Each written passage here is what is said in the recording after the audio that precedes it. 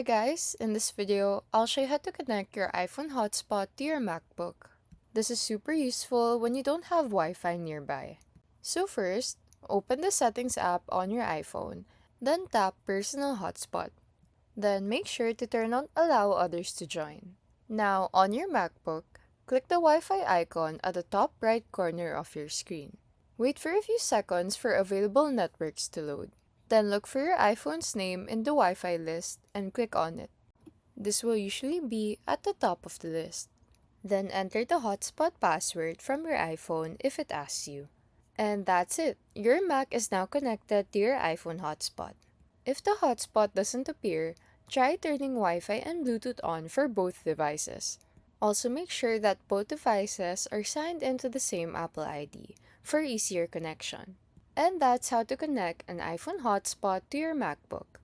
This is super helpful when your regular Wi-Fi isn't available or if you're outside.